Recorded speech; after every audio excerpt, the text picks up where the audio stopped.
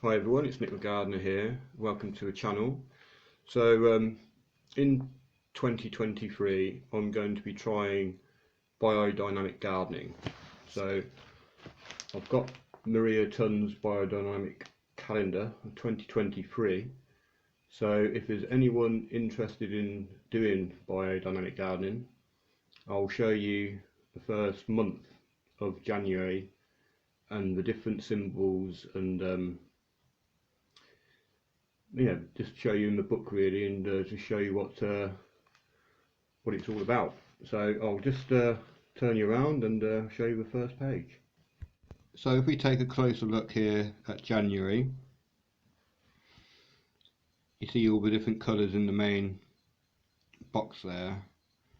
They're all indicated by the different roots, fruits, leaves and flowers. And the grey bar are indicated by, you shouldn't be doing much in the garden. It's not very favourable times. You're not going to achieve much growing wise doing anything in the grey time. So if I take a close look at the start of January, you can see there's a few fruit days, root days and flower days, and you see the colour over here which is indicating the northern transplanting time and the southern transplanting time, and that's indicating when the sun, not the sun, the moon is rising or ascending and descending in the sky, and that is one of the rhythms. Another rhythm is the full moon, and that's another 4-week cycle. And then you've got these other symbols which are trines. So if you was going to do anything to a fruit tree in January, you'd want to be doing it on the 5th of January, 11 o'clock till 8 o'clock, and that is indicated by this here. But also you've got the triangle which is coloured of the same colour as the fruit, which means that there's another cycle which amplifies the effect.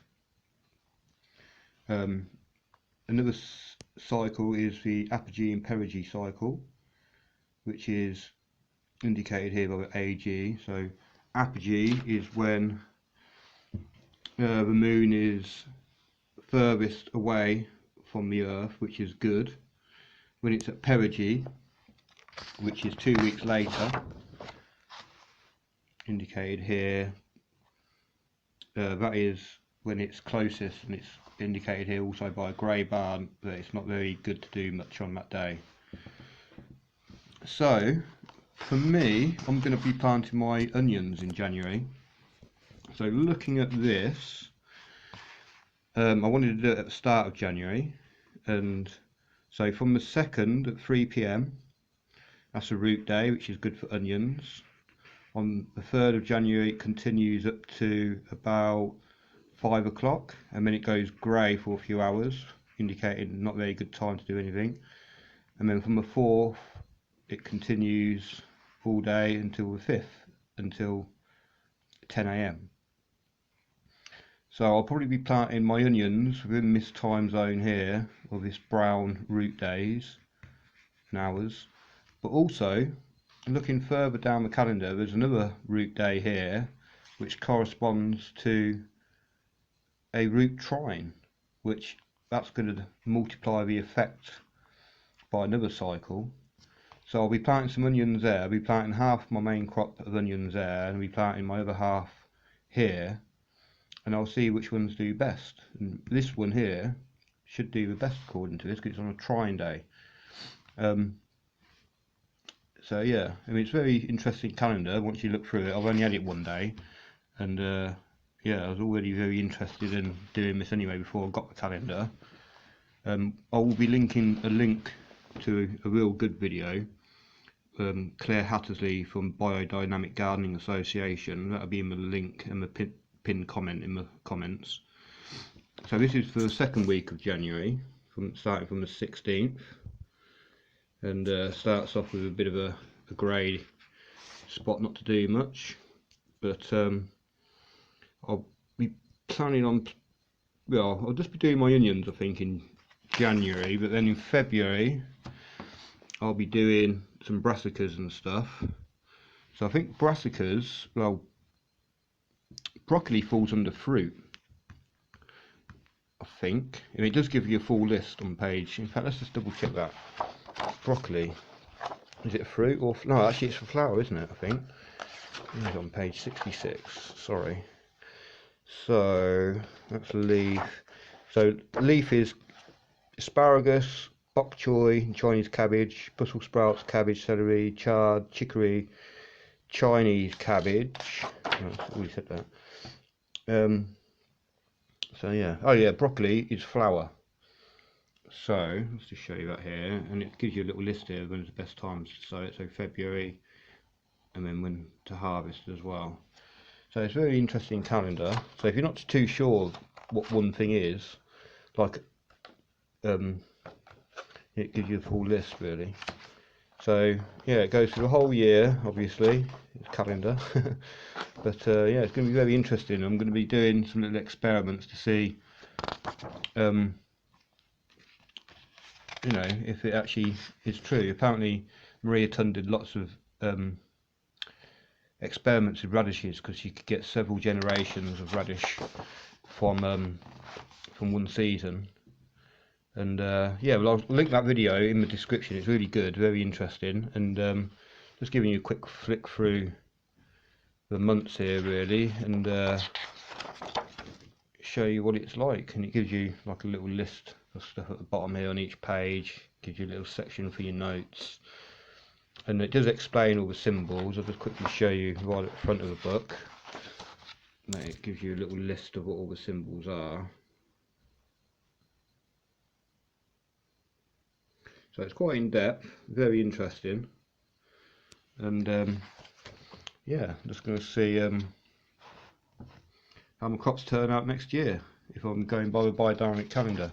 And I won't always be able to do it because obviously life gets in the way of things, but I'll try and get as close as I can to most of these things, and I'll label them up, and any plants where I don't do it in the area, in the good zones, I'll make a note of that as well, and we'll compare the crops and stuff and see how they do. But yeah, it's going to be very interesting, and if anyone wants to follow me along, I'll try and do a month by month and show you what to get going in the times when it's most optimum. So thank you very much. And so there's different moon cycles.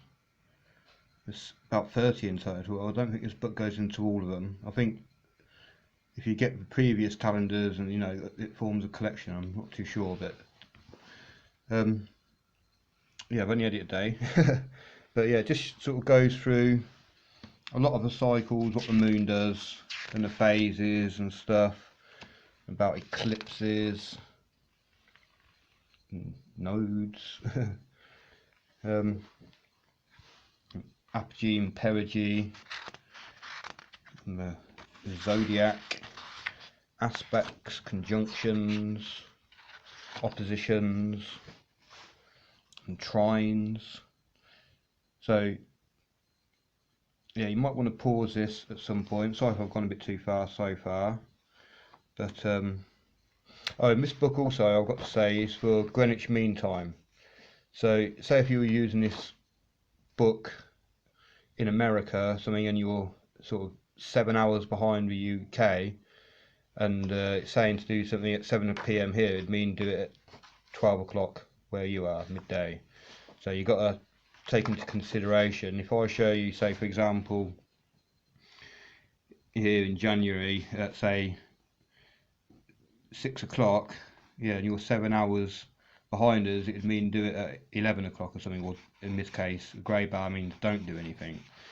So yeah, I'm just going to give you a brief flick through the book, nothing too professional, but there will be a link at the end to a real good video and a good channel if you're interested in this sort of thing.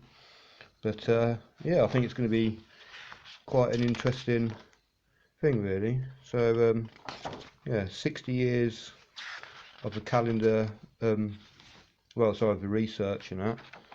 So yeah, it's quite an interesting book really.